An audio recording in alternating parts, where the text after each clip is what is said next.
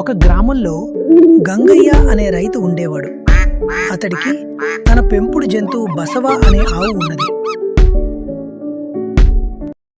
గంగయ్యకు తన ఆవు అంటే చాలా ఇష్టం. ఆవు కూడా తన యజమాని గంగయ్య చెప్పినట్టు వింటున్నది మరియు మంచిగా పాలిస్తున్నది బసవన్న.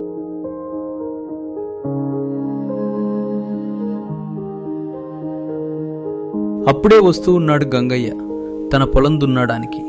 అక్కడ బసవన్న కోసం వస్తూ ఉన్నాడు గంగయ్య. పొలం దున్నిన తర్వాత తన పంట పొలం నుంచి తన ఆవుతో వస్తూ ఉన్నాడు గంగన్న.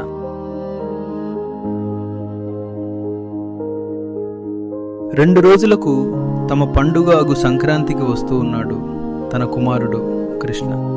అప్పుడే తన ఊరికి ఒక బస్సులో వస్తున్నాడు కృష్ణ.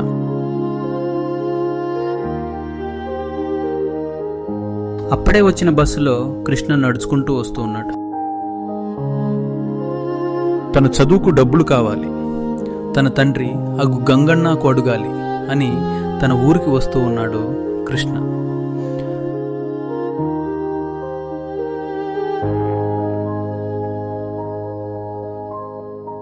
అప్పుడే వచ్చిన గంగన్న తన కుమారుడితో మాట్లాడుతూ, నాయనా కృష్ణ, బాగున్నావా? నీ బాగా చదువుకుంటున్నావా? ఇప్పుడు ఎందుకొచ్చావు? నాన్నగారు, నా చదువులకు చాలా డబ్బులు కావాలి. ఈ నెల ఫీజు కట్టలేదు. వాళ్ళు నన్ను హెచ్చరించి పంపారు. డబ్బులు కట్టలేకపోతే నన్ను కాలేజీ నుంచి తీసివేస్తా అన్నారు మా ప్రిన్సిపల్ గారు. సరే కృష్ణ, నేను మన ప్రక్కన ఉన్న ఆసామీ దగ్గరకు వెళ్ళి డబ్బులు తెస్తా. నువ్వు ఏమీ బాధపడవద్దు అని అనెను గంగయ్య. అప్పుడు గంగన్నకు చాలా ఒత్తిడి పెరిగింది. తన కుమారుడు చదువు కోసం, డబ్బుల కోసం తన ఆసామి దగ్గరికి వెళ్తూ ఉన్నాడు గంగన్న. అమ్మా, ఆసామి లేడా? సరే, ఇప్పుడే పిలుస్తాను. అయ్యా నమస్కారం. నేను ఇప్పుడే మీ షాప్కి వచ్చాను. మీరు లేరు. మీతో చాలా అవసరం ఏర్పడింది. నాకు డబ్బు కావాలి. నాకు అప్పు ప్రకారం ఇవ్వండి. ఓ గంగయ్య, నువ్వు తీసుకున్న అప్పు ఇప్పటి వరకు నాకివ్వలేదు. ఆ డబ్బు ఇచ్చి అప్పు తీసుకువెళ్ళు అని కోపంగా అనెను ఆసామి. పాపం గంగయ్య ఎంతో బాధతో అక్కడి నుంచి వెళ్ళిపోతూ ఉన్నాడు. అప్పుడే నది సమీపంలోకి వస్తూ ఉన్నాడు గంగయ్య. మెల్లిగా సూర్యుడు అస్తమిస్తూ ఉన్నాడు. మెల్లిగా చీకటి అవుతూ ఉన్నది.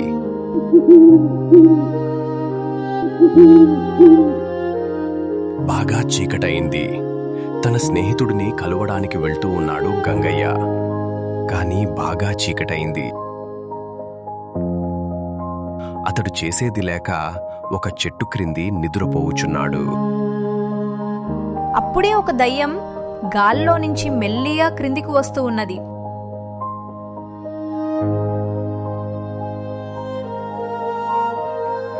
బాగా నిద్రపోవుచున్న గంగయ్యకు ఒక కల వచ్చింది.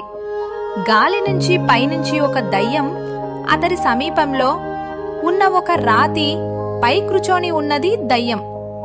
అది గంగయ్యతో, ఓ గంగయ్య, నువ్వు చాలా మూర్ఖురవు. నీ పొలం మట్టి క్రింద చాలా బంగారు నాణ్యాలు ఉన్నాయి, కాని అవి నీకు కనపడవు. అవి నీకు కనపడాలంటే నువ్వు నాకు మంచి ఆహారం పెట్టాలి.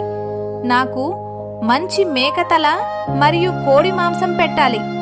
అది ఈ చెట్టు క్రింద పెట్టి నువ్వు ఇక్కడనే పడుకోవాలి. అప్పుడు నేను నీ కోరిక తీరుస్తాను. ఆ బంగారు నాణ్యాలు నీకు కనిపిస్తాయి అని చెప్పి మాయమైంది.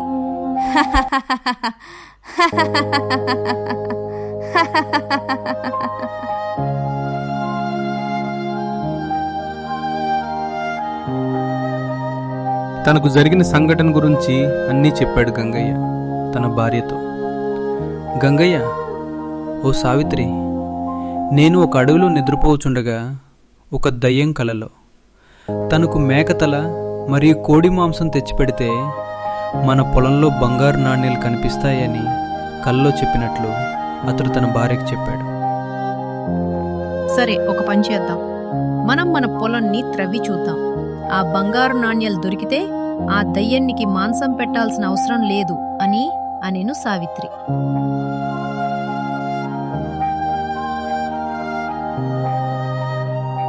అప్పుడే గంగయ్య భార్య అగు సావిత్రి వంట చేస్తూ ఉన్నది. అప్పుడే వచ్చిన కృష్ణ టిఫిన్ తింటూ ఉన్నాడు. నాన్నగారు, మీరు ఆసాన్ దగ్గరకు వెళ్ళారా డబ్బుల కోసం? మీరు ఆ డబ్బులు త్వరగా తీసుకొస్తే నేను కాలేజీలో ఫీజులు కట్టుకోనాలి. లేకపోతే నేను కాలేజ్ మానివేసి ఇక్కడ వ్యవసాయం చేస్తాను అని ఎంతో బాధతో అనెను కృష్ణ. లేదు నాయనా, నేను ఆసామి దగ్గరికి వెళ్ళాను. కానీ అతడు డబ్బులు లేవు అన్నాడు. కానీ ఒక విచిత్రం జరిగింది. నేను బాగా చీకటవుతూ ఉంటే నేను వచ్చే మార్గములో ఒక అడవి ఉన్నది. అక్కడ ఒక చెట్టు క్రింద పడుకున్నాను. నాకు దయ్యం కల వచ్చింది. మన పొలంలో ఒక నిధి ఉన్నదని, అది మనకు దక్కాలంటే ఆ దయ్యన్నకు ఒక మేక తల మరియు కోడి మాంసం తెచ్చి ఇస్తే ఆ నిధి కనిపిస్తాది అని నాకు కల వచ్చింది. ఇదే నేను ఆలోచిస్తూ ఉన్నాను అని అనెను గంగయ్య. దీనికంత ఆలోచన వద్దు, నేను చెప్పినట్టు వినండి. దీనికో ఉపాయం ఉంది. మనం వెంటనే మన పొలంలో త్రవ్వకాలు సాగిదాం. ఆ దయ్యంనికి ఎటువంటి మేకతల మరియు కోడి మాంసం పెట్టాల్సిన అవసరం లేదు అని అన్నాడు కృష్ణ తన తండ్రి గంగయ్యతో.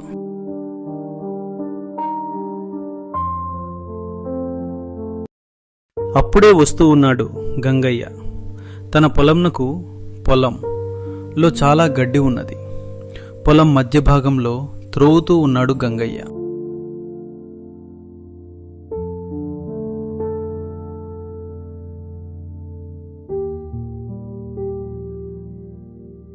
కానీ అతడి ఆశ చాలా నిరాశ ఏర్పడింది. అతడు తీసిన పెద్ద గోయినందు ఒక కపాలం మరియు ఎముకలున్నాయి. అతడు వెంటనే అక్కడి నుంచి పారిపోతూ ఉన్నాడు గంగయ్య. ఆ రోజు భోజనం చేసిన తర్వాత గంగయ్య తన రూమ్ నందు మంచంపై పడుకునేను. కానీ అతడి ఆ రోజు అడవిలో కనిపించిన దయ్యం కల్లో వచ్చి ఇలాగ చెప్పింది.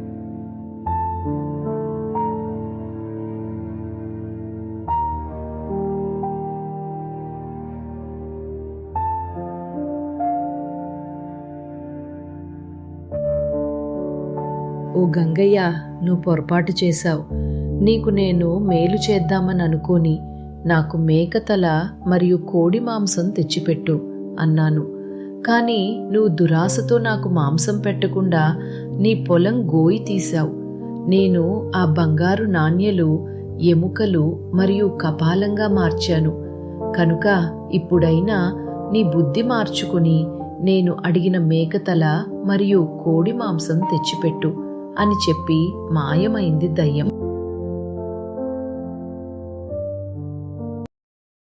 తప్పదు అని ఆ దయ్యన్నకు ఒక మేకతల మరియు కోడి మాంసం తీసుకొని అడవికి బయలుదేరెను గంగయ్య. కాని చాలాసేపటికి ఒక అడవి ప్రాంతమునకు వస్తూ ఉన్నాడు గంగయ్య. అప్పుడే చాలా రాత్రి అయింది. బాగా చీకటిగా ఉంది.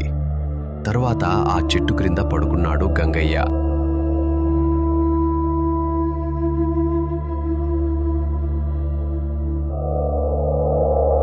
అప్పుడే వచ్చిన దయ్యన్నకు మేకతల మరియు కోడి మాంసం కనిపించినాయి. వాటిని తినసాగింది దయ్యం. ఇప్పుడు దానికి తృప్తి అయింది. వెంటనే అది గంగయ్యకు కలలో చెప్పింది. ఓ గంగయ్య, నువ్వు వెంటనే నీ పొలం దగ్గరకు వెళ్ళి ఆ బంగారు నాణ్యాలు తీసుకో. నీ అప్పులు మరియు నీ కుమారుడి ఫీజు కట్టేయి. దీనితో నీ కష్టాలు అన్నీ తీరుతాయి అని చెప్పి మాయమైంది ఆ దయ్యం.